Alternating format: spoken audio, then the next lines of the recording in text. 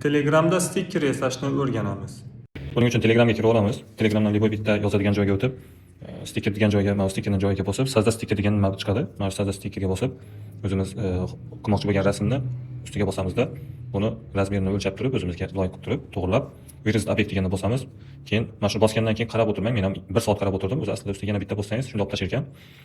Bu yerda keyin lastik qilsa bo'ladi. Lastik degani mana bunday orqa fon qora bo'ldi hozir. Lastik desa, mana hech narsa yo'q qiladi. Bizga hozir mana shu hech narsa yo'q qilishni qilamiz, ya'ni bu yerdan kontur qilsa bo'ladi, mana oq qilib qo'yadi.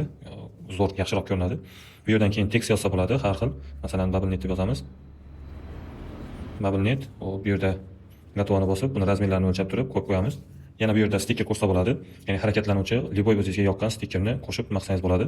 Masalan, mana shuni qo'shib qo'yamiz bu yerga. Mana shunday qilib o'zingizga yoqqancha qilib taxlab olasiz.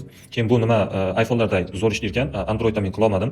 Ya'ni Androidda mana shunaqa orqa fonni kesib nima qiladigan funksiyasi ishlamayapti. Menda o'xshamadi. Sizlar qilib ko'ringlar, Androidda borlar. Mumkin sizlarda o'xshab qolar, lekin menda o'xshamadi.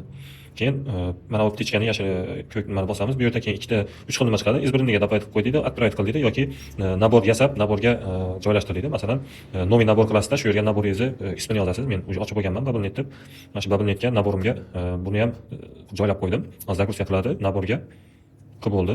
Mana BubbleNet degan nabor, ikkita stiker bo'ldi menda. Отправить qilamiz. Mana stiker jo'natildi. Xuddi shunaqa qilib stiker yasab olsangiz bo'ladi. Android ishlatadiganlar qilib ko'ringlar, kimda o'xshasa kommentariyada yozib ketinglar.